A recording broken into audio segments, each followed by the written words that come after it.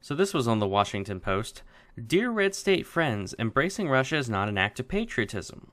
Well, I don't really see any Red State people embracing Russia. I mean, they're like, hey, Russia's not as bad as you make them out to be with your lies, but I guess we'll see what he's referring to here. Dear hometown, I need you to explain something to me. I think I still have a pretty good idea of how you think, even if I haven't been back for a few years now. I understand, for example, why most of you voted for Donald Trump. You're mad about a lot of things. You don't like where the country is headed. True. You hate Obamacare's mandates and dictates. Also true. You didn't want Hillary Clinton to take away your guns. True. You don't like Hollywood and the East Coast telling you what to do. I get all that. Sure.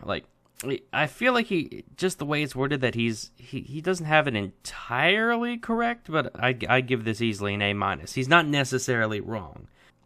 But what I really don't get is this whole thing about Russia. Oh my God.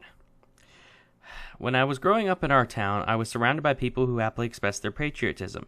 We were a community that believed in America. Lots of folks in the older generation had fought and bled for this country, including my father. I looked up to him and those like him. The idea that the U.S. president would be eager to make friends with a country that sees us as an enemy was inconceivable.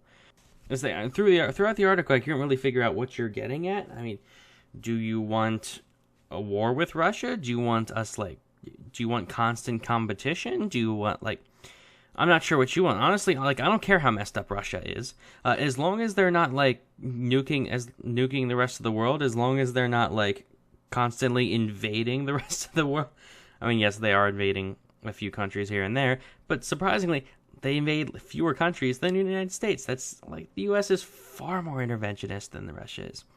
But the thing is, right now, they're a threat in that they are also a powerful country, and they're pretty upset at us for what we've been doing to them. So I would say, yeah, we should probably be nice to them. We shouldn't bow down to them. We should be nice to them. Let's have some good diplomacy with them.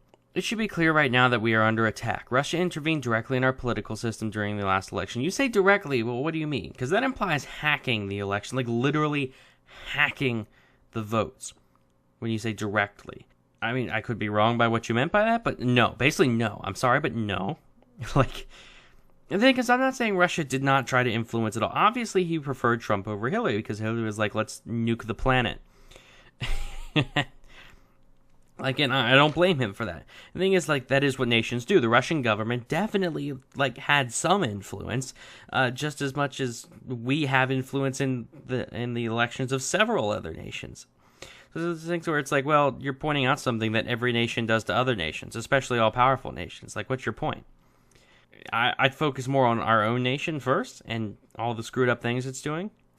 But when you're talking about Russia hacking the election, no, I'm sorry. No, absolutely not. Russia regards the United States as an enemy. I mean, about as much as... They probably think better of us than you think of them right now. What? Anyway, I'm just going to keep going. Vladimir Putin believes wrongly that we've been actively trying to undermine his regime. Well, we have. We have. I mean, look at our foreign policy. Look at our destabilization of the Middle East. You think Russia likes us doing that? No. You think us funding ISIS to fight Assad makes Russia happy, who are allies of Assad? No. Have you seen all of our military bases surrounding Russia? Just no. No. That's the thing here. The United States, in terms of U.S.-Russia relations, forget, Russia, their government, I'm not talking about their people, but their government, quite corrupt. I mean, look at the insane amount of people that died during the Soviet Union. I mean, it's insane. So no, I'm not necessarily defending Russia. I'm just saying I don't know what you want out of this. You're throwing out all these lies, and I'm forced to defend them. There are these terrible people that are that hacked our election and worked with Trump. It's no, I'm sorry, no. He wants to restore Russian greatness. I don't see what's wrong with that. And he sees us as his main obstacle. That's somewhat true, honestly. That's probably why the state-dominated media in his country continue to pour out torrents of vitriolic anti-American propaganda. Odd behavior for a would-be friend, don't you think? Yes, because PBS and NPR don't talk about Russians hacking the election. So, again, I'm not excusing what they're doing, but I'm saying we do it too, and just as bad. None of this comes as a shock to me. I've been studying Russia for a long time. I speak the language and I lived in the former Soviet Union for 8 years. I honestly mean it when I say this, but like, I'm sorry. Like, I'm sorry you had to live there for 8 years. I witnessed the explosive growth of anti-U.S. sentiment there firsthand, and I watched Moscow work hard to reestablish its sphere of influence through bribery, assassination, and outright war. In the past decade, Russia has invaded 2 of its neighbors, in one case directly annexing territory that belongs to one of them. This was the first time that any European power has done anything comparable since World War II. I would especially disagree with that last sentence, actually. Like, again, U.S. like, listen to the Scott Horton show or something. U.S. foreign policy is absolutely insane. Like, look what we've done to the Middle East. Look at the migrant crisis. That is our fault. Like, look at ISIS. That is our fault.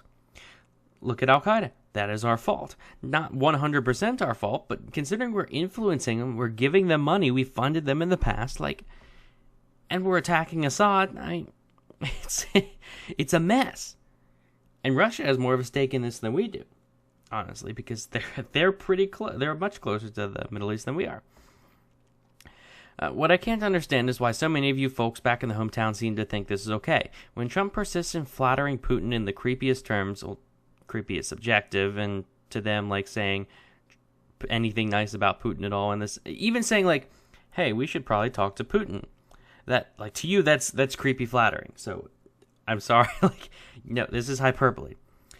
When Secretary of State Rex Tillerson dismisses Russian meddling in our political processes and says that we need to move forward united in approval, he's not saying, yeah, the Russians hacked the election, but so what? No, he's saying the Russians did not hack the election. You're all stupid. Shut up. I hear some of you saying that we need Russia to fight the Islamic State. That's a red herring. No, it isn't. Moscow has been fighting in Syria to uphold its alliance with dictator Bashar al-Assad, not to vanquish the terrorists. Most of the military progress against the Islamic State on the ground has come through our alliance with the Iraqi government and the Syrian Kurds. Here's the thing. Assad, I see Assad the same way as Putin does. He's necessary. He's not a good guy. He's actually quite a bad person. But he's not insane. He's not like he doesn't have a seething hatred of like everyone on the planet. He has a purpose. And the thing is, I would rather have Assad in charge of Syria than ISIS. And the thing is, we are funding all of these rebel groups against Assad, including ISIS, and trying to overthrow that government. I mean, look what we did when we killed Gaddafi. Look at the migrant crisis that resulted because of that. And look what happened when we overthrew Saddam. These are not good people. But they are necessary. They are stopping even worse people. And Russia is trying to stabilize the Middle East. I mean, they are backing dictators. That's not good. But again, it's compared to what? Like, what do you want to do? Knock down these dictators and just unleash a whole mess? I mean, apparently that's what the United States has been doing and continues to do. So maybe that is what you want. But it's insane. Like, Russia is stabilizing the Middle East while we are destroying it. I'm not saying Russia's great. But in that aspect, they're doing good.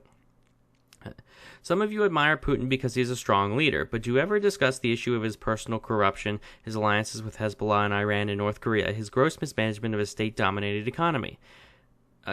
Like, I don't really think people are saying, oh, Putin's this great guy. He's this great, awesome leader.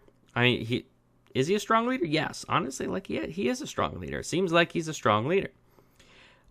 That's not saying he's a great person. That's completely different. You can say someone's a strong leader, but still a bad person. I mean, like Hitler was a strong leader, not a good person.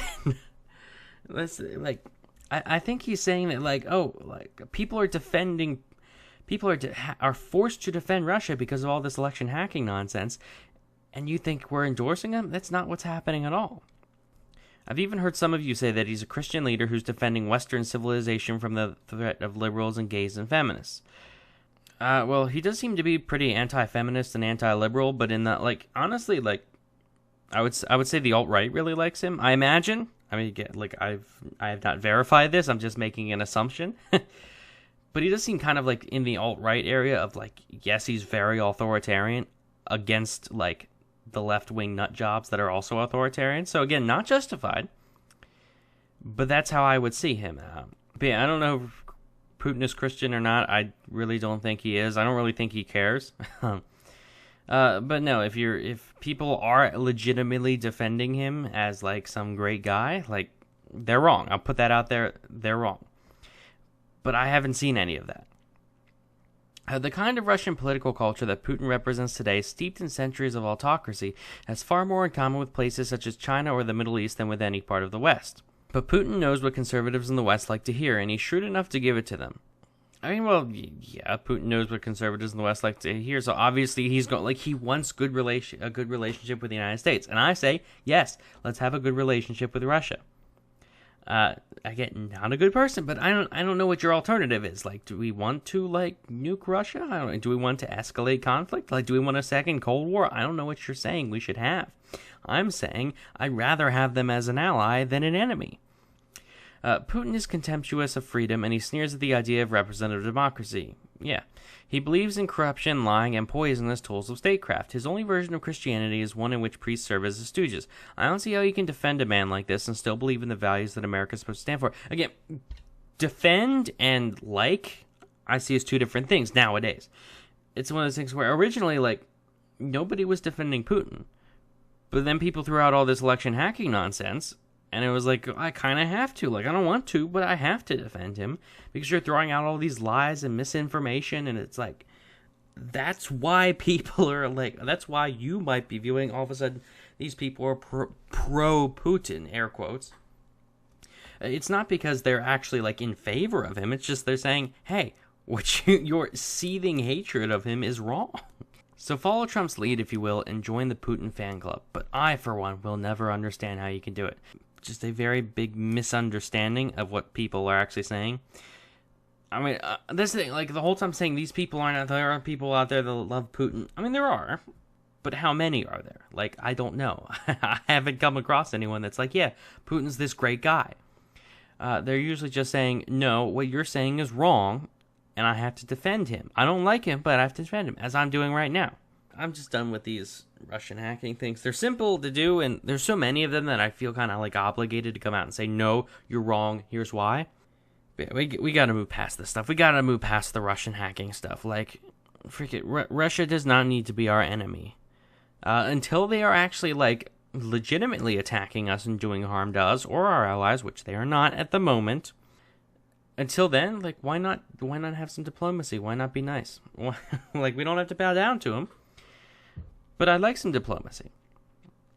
But anyway, if you enjoyed, like the video, share it, subscribe, follow me on Facebook and Twitter listed here. Visit Kreider.com for everything I do. Send me some articles of stupid people saying stupid things that people actually believe. And I will use them in this show. But thank you for watching.